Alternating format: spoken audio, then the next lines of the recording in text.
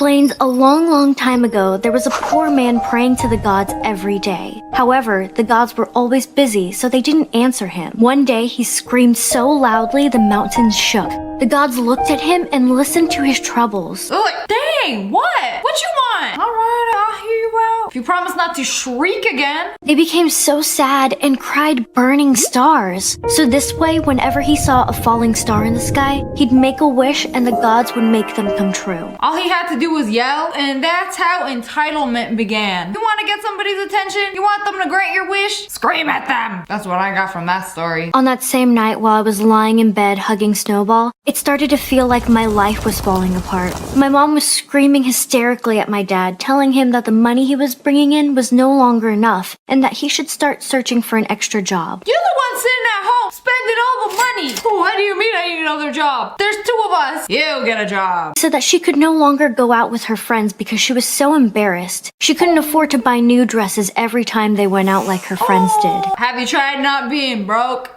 I snuck out of the window and headed towards the dark oak tree in the backyard. Everything around me was dark. Behind me walked Snowball, and then we arrived at the treehouse. It was pitch black, so I missed a step on the ladder, and then my leg slipped. The last thing I remembered from that day was that after I fell hard on the ground, everything around me turned fuzzy. After a little while, I felt myself waking up. My head hurt and I couldn't feel any part of my body. I'd completely lost control over my body parts. Even my eyes, I couldn't open them. I could feel the light around me, but it was too difficult to open my eyes. Dang, that's scary. I was gonna be like, you can't go outside and climb into the pitch black treehouse. She done fell into a coma. I didn't know much about death except that after death, a person drowns in darkness. But this darkness I felt was different, completely different. I could feel my body freezing. It's like I'm alive, but I'm dead. Suddenly I heard someone. If I was able to hear him, that means I wasn't dead. Thank God! I gathered he was a doctor speaking to my parents. He said, the damage she suffered to her head due to the fall has resulted in severe internal bleeding in her brain, which is preventing enough oxygen from reaching her body, resulting in a coma. But I wasn't in a coma. I was there. I wanted to scream, to call out for them, to say something, anything. But I wasn't able to even talk at that time. Suddenly, I was just a vegetable. I was a vegetable. Girl, what? Of all the vegetables, she chose broccoli. Why did they actually draw her as a broccoli? Unable to do anything but listen. Most people don't think twice before talking or connecting with others. They do it automatically. But I had absolutely no way of speaking to anyone. I would be so annoyed. I don't know if when you're actually in a coma you can hear things. Maybe you forget them. I don't have any coma experience. But like imagine people all around you talking about you, saying things. You can't say anything. You can't react. You can't even look at them. You can't even pull your own plug if you've had enough. It's miserable. For the last 13 years, I had been a normal girl who loved her dad, her dog, and who loved to play. I like how she didn't mention the mom. I love my dad and my dog get to play in my treehouse. Birth giver? No.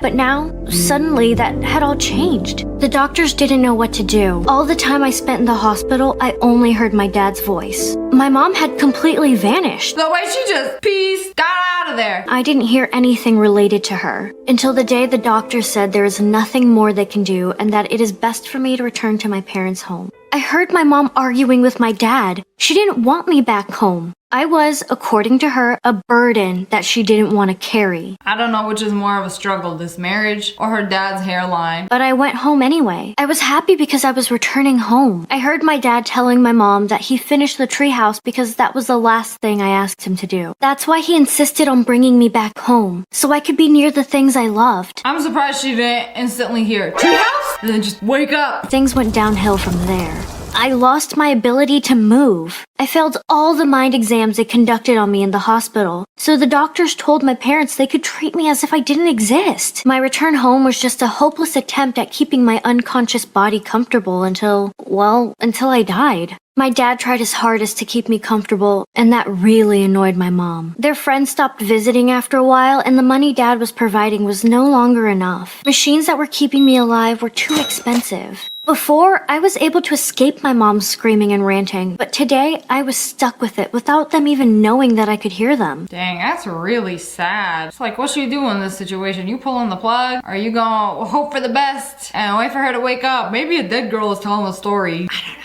When my dad first got me Snowball, I thought that he was very smart and could just understand me without even having to talk to him. But my dad used to laugh and say, dogs are about as smart as a 3-year-old. They can feel when you're happy, sad, or scared, but they can't read your mind. Deep down though, I knew Snowball was no ordinary dog. He was special enough to be able to read my thoughts because we had this insane bond. You telling me she gonna try to send telepathic messages to the dog and he gonna bark in Morse code to speak to the dad? Dad, I'm okay. Just chilling me and my brain. I'm surprised the mother didn't pull the plug to charge her phone. Every time my parents started their screaming matches, I'd hear Snowball sitting beside me and barking in a low voice, as if to tell me that everything would be alright. I was sure that Snowball knew I was a prisoner in my body, unlike what everyone else believed. He never left my side. His breathing was my only comfort. For a while, I used to be entertained by my father when he entered my room at night and started moving my body left and right to help my blood circulate. I was gonna be like, wait, that's weird. That's very good for coma patients. You gotta like move them around so their muscles don't go.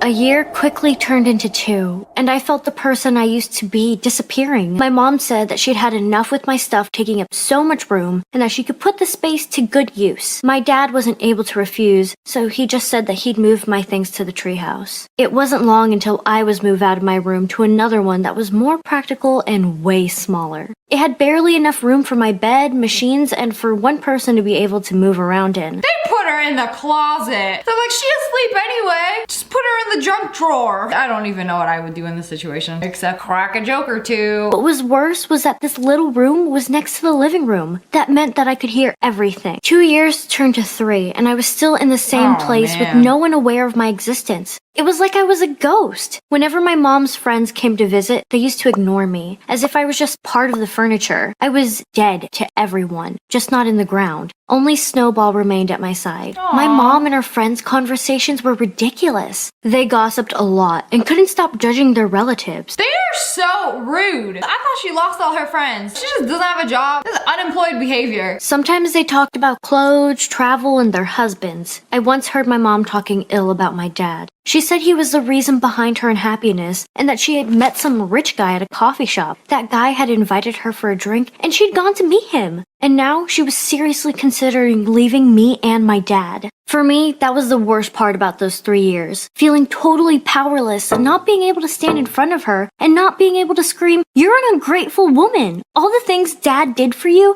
and yet it's never enough. Now you want to leave him because some other guy has more money?" Straight to jail. What a horrible mother. I wouldn't even call her a mother. Just trash. My poor dad didn't deserve my mom, or even me. I found myself in utter darkness, and the darkness was swallowing my dad up whole. I couldn't remember much about my life before the fall. I was so terrified I'd forget everything. I feel so remembered bad having for a the friend dad. called Maisie, but I couldn't remember what we used to do or how we would spend time together. I remember loving science, but I no longer remembered any of the stuff that we'd learned at school. At the same time, my mind clung onto those memories, and at the same time, started creating new ones that hadn't existed before. I had to find a way to stay here, in this world, even if I had to create my own world inside my head. Maisie became my best friend. She always visited on Sundays. Wait, it just ends right then and there? What happens? Does she ever wake up? There's a part 2?